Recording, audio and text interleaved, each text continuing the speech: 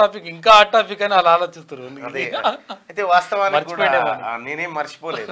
ఎందుకంటే పొద్దున నేను నా బిడ్డ ఇద్దరం ఇట్లా కూర్చొని టీవీ చూస్తూ ఉన్నాం. మా బిడ్డ ఎన్నడలేని వచ్చి కుర్చీలో కూర్చొని చూస్తూ ఉంది మార్నింగ్ టైంలో. సరే, ఏదేమైనప్పటికి కూడా నిన్న కల్వకుంట్ల కవితని సారాదందా కేసులో అరెస్టు చేయడం జరిగింది. ఎన్ఐఏ చెప్తున్నటువంటి మాట ప్రకారం అసలు ఏంది సారాదంద, ఏంది ఈ వ్యవహారం, ఏంది దీని వెనకాల ఉన్న మతలాబ్ ఏంది, ఒక్క 5 నిమిషాలు మాట్లాడుకుందాం. కేసీఆర్ ఎలక్షన్ ర్యాలీ దగ్గర నుంచి అంటే 2014 నుంచి మనం ఒక టాపిక్ తీసుకొని రావాలి. ఏమంటాడు కేసీఆర్ అంటే, అవినీతికి పాల్పడితే నా బిడ్డనైనా నా కుటుంబ సభ్యులనైనా జైలుకే పంపిస్తా తప్ప ఎట్టి పరిస్థితుల్లో ఉపేక్షించను అనేటువంటి మాట చెప్పిన కేసీఆర్. ఆ తర్వాత పరిణామాలు మీ అందరికీ తెలుసు. రెంటెడ్ ఇంట్లో బతుకుతున్నటువంటి కల్వకుంట్ల కవిత దర్జాగా బంజారాయిల్స్లో 10 ఎకరం జాగాలో ఇల్లు, వేల కోట్ల రూపాయల ఆస్తులు పోగేసి అయ్యే అధికారాన్ని అడ్డం పెట్టుకొని అనేక దందాలలో ఏలుపెట్టింది. తర్వాత అనేక సందర్భాల్లో కేసీఆర్ కూడా, కేటీ రామారావు కూడా అన్నాడు. కేసీఆర్ అన్న మాటల కానించే తీసుకోవాలి మనం వాస్తవానికి కూడా. ఎందుకంటే నిన్న టీఆర్ఎస్ పార్టీ నాయకులు చాలామంది మోడీ డౌన్ డౌన్ కాదు, కేసీఆర్ డౌన్ డౌన్ అంటే అసలు లెక్క. విషయం ఏంటంటే, నిన్న కవితను అరెస్ట్ చేసిరు. కవితను ఇగో తప్పకుండా నేను శాసనసభకు హామీ ఇస్తా ఉన్నా. అధ్యక్ష, పెద్దలందరికీ హామీ ఇస్తా ఉన్నా, రాజకీయ అవినీతికి పాల్పడే వాళ్ళు నా కుటుంబ సభ్యులైనా సరే జైలుకు పంపిస్తే తప్ప క్షమించాలని కూడా ఈ సందర్భంగా మనం చేస్తా ఉన్నా. అధ్యక్ష, ఇక అదెందుకు కానీ విషయం ఏంటంటే, ముఖ్యమంత్రిగా ఉన్నప్పుడు కేసీఆర్ చెప్పినటువంటి మాట, అవినీతికి పాల్పడితే నా బిడ్డనైనా కుటుంబ సభ్యులనైనా జైలుకే పంపిస్తే తప్ప ఉపేక్షించారనేటువంటి మాట కేసీఆర్ చెప్పిండు. సో దాని కొనసాగింపుగా కేటీ రామారావు గారు కూడా ఇక్కడ ఒక మంచి అలవాటు అదేంటంటే అడ్డంగా దొరికిపోవడం, దొరికిపోయిన తర్వాత మిద్దులెక్కి అరవడం, బుకాయించడం.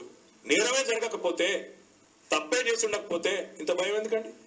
పైపెచ్చు దొంగకు నోరు ఎక్కువ అని, ఉల్టా చోర్ కొత్వాలకు డాటే అని నైతిక బాధ్యత, సిగ్గు ఏమైనా ఉంటే విచారణకు ముందుకు రావాలి. ఇది పద్ధత? విచారణ చేయనివ్వరా? అయినా దాచేది లేకపోతే భయం ఎందుకండి నేను అడుగుతా ఉన్నా. తప్పు చేయకపోతే భయం ఎందుకు? విచారణ ఎదుర్కోవడానికి భయం ఎందుకు పడాలి? కోర్టుకి ఎందుకు వెళ్ళాలి అంటే ఆలోచించవలసిన అవసరం ఉంది. ఒకవేళ తప్పేం లేకపోతే క్లీన్ చిట్ కూడా ఇస్తాం, భయపడాల్సిన. అదే ఇప్పుడు ఈ మాటలు వాళ్ళ నాయన మాటలు. తర్వాత ఈడీ లిక్కర్ కుంభకోణానికి సంబంధించి ఈడీ ఢిల్లీ మెట్రోపాలిటన్ సిటీలో, ఢిల్లీ రాష్ట్రంలో, కేంద్రపాలిత ప్రాంతంలో లిక్కర్ పాలసీకి సంబంధించినటువంటి వ్యవహారంలో సౌత్ గ్రూప్ పేరుతోటి కవిత నాయకత్వం వహించి అరుణ్ రామచంద్ర పిల్లయ్యతో పాటు మరికొంతమంది గ్యాంగ్ ఏర్పాటు చేసి ఢిల్లీలో ఉన్నటువంటి మద్యం షాపుల్లో 668 దాదాపుగా మద్యం షాపులను ఈమె గ్యాంగు దక్కించుకుంది. దానికోసం ఆ పాలసీలో ఈమె దక్కడం కోసం ఆమ్ ఆద్మీ పార్టీకి 100 కోట్ల రూపాయలు ముడుపులు ఇచ్చినట్టుగా ఇది ప్రధాన ఆరోపణ. ఇక ఆ తర్వాత ఈడీ అనేక సార్లు సిబిఐ కూడా విచారణకు పిలిస్తే మీకు 2-3 సార్లు విచారణకు పోయింది. ఏది మన అప్పుడే కదా, ఏది సెల్ ఫోన్లను గుండ్రాల మీద వేసి గుద్ది పలగొట్టి తీసుకపోయి ఇచ్చింది అని అదే కదా ఆరోపణ అదంతా. అయితే నిన్న కూడా ఒక 16 ఫోన్లు స్వాధీనం చేసుకున్నారంట. ఆ తర్వాత నిన్న అరెస్ట్ చేస్తున్నటువంటి క్రమంలో ఆమెను విచారణ 4 గంటల పాటు చేసి అనంతరం ఆమెను ఢిల్లీకి తరలించారు. ఢిల్లీకి తరలించేటువంటి నవ్వుకుంటూ పోతా ఉంది. ఇక్కడ ఉన్నటువంటి టీఆర్ఎస్ పార్టీ కార్యకర్తలకు కొద్దిగా బుద్ధి ఉండాలి. ఆమె ఏమైనా బాధపడితేనే మీరు బాధపడాలి. నవ్వుతోటి ఉంటే ఎంత సంబరంగా ఉండాలి, మనం ఇంకా సంతోషంగా ఉండాలి కదా. అక్క కళ్ళల్లోనే ఆనందం ఉన్న తర్వాత ఇక తమ్ముళ్ళు మీరు ఏడ్చి పొడబొబ్బలు పెడితే ఏమొస్తుంది? అక్క ఎంత సంతోషంగా ఉంది చూడు, అది వాళ్ళ బావ హరీష్ రావు ఇంకా పోదేమరా అన్నట్టుగా, ఇక తీసుకపోరేమరా నాయన అన్నట్టుగా. మీకు ఇగో కేటీ రామారావు అన్న బావ అగో ఈ అప్పగింతల కార్యక్రమం జరుగుతూ ఉందన్నట్టు. ఇక్కడ నిన్న జరిగింది అదే. మనం ఊర్లో ఏది పెళ్లి చేస్తే కనుక సాయంత్రం పూట అత్తగారింటికి జాగా తోలుతాం చూడు, గట్ల అనిపిస్తుంది అన్నట్టు. ఇగో గిట్లా ఈ రకంగా సాగనంపుడు అప్పగింతల కార్యక్రమం అయింది. అయిపోయిన తర్వాత బీఆర్ఎస్ పార్టీ కార్యకర్తలు కొంత ఏదో హడావిడి చేసి అడ్డుకోవాలి, అదేదో ఏదో చిన్న ప్రయత్నం అయితే చేశారు. అంటే సహజంగా చేయాలి కూడా, అది చేయకపోతే కూడా మళ్ళా ఎవడు పట్టించుకుంటలేడు. విషయం ఏంటంటే హైదరాబాద్ లో ఉన్నటువంటి జిహెచ్ఎంసీ పరిధిలో ఉన్నటువంటి టీఆర్ఎస్ ఎమ్మెల్యేలు కానీ కార్పొరేటర్లు కానీ ఎవడు పోయి తొంగి చూసిన పాపాన నిన్న, ఎవడు పోయి తొంగి చూసిన పాపానే పోలే. ఇక నిన్న ఇక్కడ ఉన్నటువంటి మంది మార్బలం మందం చూస్తూ ఉంటే ఆమెకు పులకింతగా ఉంటుండే గతంలో. ఇగో ఎయిర్పోర్ట్లకి ఏం పట్టుకపోతుంటే చూడుర్రి చెల్లె పరిస్థితి ఎంత అగమ్య గోచరం అంటే, అయ్యో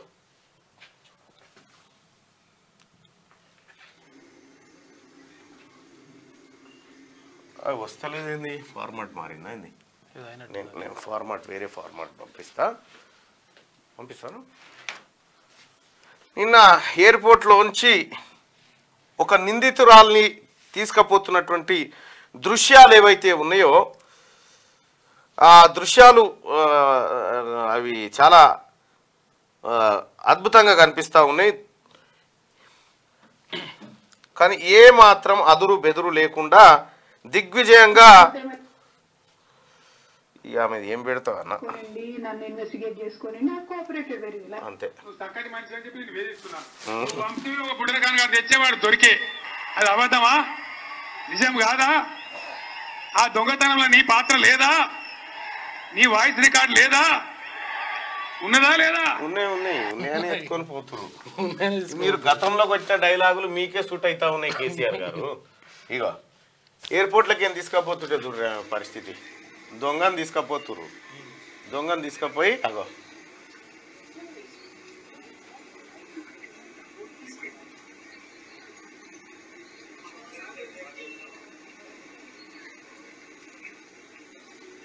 వాళ్ళ చేతిలోకి వెళ్ళిపోయింది చెల్లె.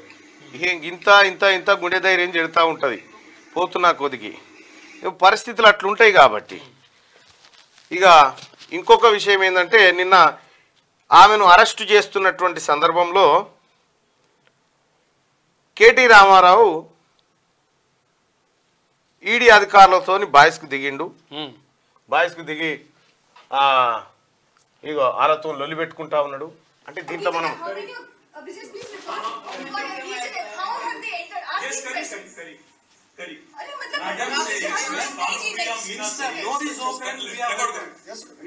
Madam Bhanupriya Meena says, search is over and arrest warrant is produced. And now she says, hold on. And now she says, we can't come in. Family cannot come in. And she also says that she has no transit warrant. She cannot produce before. Right. ఇక్కడ KT Ramarao గారు అక్కడ ఆమెను arrest చేస్తున్నట్టు arrest warrant ఇచ్చిన సందర్భంలో అయితే వాస్తవానికి ED ఆ వ్యవహారం అంతా జరుగుతున్న సందర్భంలో ఎవరిని కూడా లోపలికి అలౌ చేయరు. దౌర్జన్యంగా లోపలికి ఎంటర్ అయిపోయాడు కేటీ రామారావు. ఎంటర్ అయిపోయి ఆ ఈడీ అధికారుల మీద కొద్దిగా దురుసుగా ప్రవర్తించి ఆయన జర ఏదో చెప్పబోయిండు. అయితే దాన్ని వీడియో రికార్డ్ చేయించారు. అయితే ఏంటంటే ట్రాన్సిట్ ఆర్డర్ ఉండాలి, ఆ ఆర్డర్ ఉంటేనే ఈమెను అరెస్ట్ చేయాలి, లేకపోతే లేదు. అంటే కేటీ రామారావు ఏం చెప్తుంటే తెచ్చుకుంటే అన్ని తెచ్చుకోవాలి కానీ మళ్ళీ బెయిల్ వస్తే ఎట్లా మంచిగా పకడ్బందీగా తీసుకుపోయి గట్టిగా అంటుండు, పకడ్బందీగా తీసుకుపోయి అనే ఆయన దాని అర్థం అదే. అంతే. ఇప్పుడు ఏదో ఈయన అడ్డుకుంటుండు ఈడీని ఏం అడ్డుకోలేడు ఈయన. కానీ సగం కాయిదాలతో ఎందుకు వచ్చి సగం కాయిదాలతో ఎందుకు వచ్చారు, మొత్తం దేకపోయారు, చెల్లె బాగానే గుంజిందిడా అని చెప్పి ఆ కార్యక్రమం ఏ కాయిదం లేకుండా మమ్మల్ని అరెస్ట్ చేస్తావు. ఇక కేటీ రామారావు ఇట్లుంటే ఇంకొక వీడియో ఉంటుందా, ఆయన పేరు ప్రశాంత్ రెడ్డి ఎవరు అడ్డుకోరు సార్, మీరు తీసుకపోవచ్చు అని చెప్తున్నాడు. నాకు అర్థం కాలే, మిమ్మల్ని ఎవరు అడ్డుకోరు, ఫుల్ డాక్యుమెంట్స్ లేకుంటే ఎట్లా వస్తారనేది ఒక ప్రధానమైనటువంటి బాధ వాళ్ళలో కనిపిస్తూ ఉంది. కానీ నేను మొన్ననే చెప్పిన, కేసీఆర్ నీ బిడ్డ కూడా ఏడ్చే రోజు వస్తుంది, నువ్వు చాలా మంది బిడ్డలు ఏడిపించినావు కదా, నీ బిడ్డ కూడా ఏడ్చే రోజు వస్తుందని మొన్ననే చెప్పిన. ఆ వీడియో చూడరు ఒకసారి. బిడ్డలు ఏడవకపోతే నిన్ను పట్టించుకోకపోదు వాస్తవాన్ని కూడా. నా బిడ్డల కళ్ళలకే నీళ్లు చూపించిన బిడ్డ, నీ బిడ్డ కూడా ఏడుస్తుంది ఒక రోజు. అందరినీ ఈ రకంగా నువ్వు చేసిన పాపం, ఎస్ నువ్వు చేసినటువంటి నేరం, నువ్వు చేసినటువంటి మోసం అంతా నీకే చుట్టుకుంటుంది కేసీఆర్. నువ్వు ఏమనుకుంటున్నావు అంటే నేను అన్నిటినీ జయిస్తా, అన్నీ నాకు అనుకూలంగా జరుగుతాయని నువ్వు భ్రమపడ్డావు బిడ్డ. నీ భ్రమలన్నీ తొలగిపోయినాయి. అయితే నేను ఈ అరెస్టును నమ్ముతానా అంటే మరి నేను నమ్మనయా. ఈ అరెస్టు ఎందుకు జరిగింది, ఏం కథ అనేది అది మళ్ళీ మాట్లాడుకొని చెప్పుకోవాల్సిందే మనం. ఈ అరెస్టు వెనకాల ఎవరు ఉంటారు, ఈ అరెస్టు కథ ఏంది, ఇంత శీఘ్రంగా వేగంగా ఎందుకు. ఎక్కడనో చూసిందన్నా నేను, ఈమె ఏది మేము ఎవరం అడ్డురాము అని చెప్పాను అంటాడు. ఎవరు ఈయన, ఎవరు కేసీఆర్ అంటాడా? లే ప్రశాంత్ రెడ్డి బయట గేట్ కాడ ఓకే ఓకే చూడు ఉంటుంది, ఓకే మేము ఎవ్వరం అడ్డురాము, మీరు ఏసీపీ గారు మీరు తీసుకపోవచ్చు, మేము ఎవ్వరం అడ్డురాము సార్, ప్లీజ్ వెల్కమ్. శరత్ సార్ వచ్చిండు.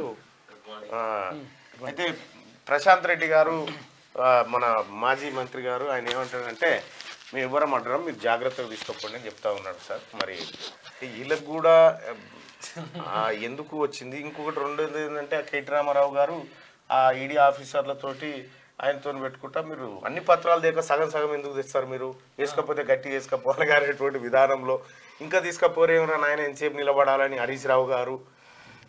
ఆమె పాపం కల్వకుంట్ల కవిత గారు, ఆమెకి లేని బాధ, ఎంత సంతోషంగా, ఎంత హ్యాపీగా, చాలా హ్యాపీగా, ఎంత నవ్వుకుంటూ, తల్లిగారింటికి పోతున్నట్టు పోతుంది. ఎక్కడి తల్లిగారి కథ, ఎక్కడి లెక్క, ఎంత హ్యాపీగా తన నిజంగా కల్వకుంట్ల కవిత గారికి హ్యాట్సప్ చెప్పాలి. ఎందుకంటే ఆమెకే వచ్చింది అవకాశం, నిరూపించుకునే అవకాశం. భరత వంశము నేలే గొప్ప కుమారుని గాని నువ్వు రావాలి తల్లి అని చెప్పేసి ఆమె రుక్మిణి ఆమెను ఓదార్చుతూ పంపుతుంది అనమాట. ఇది చాలా గొప్ప సీన్. ఇది ఈ సినిమా ఒక గొప్ప కళాఖండం.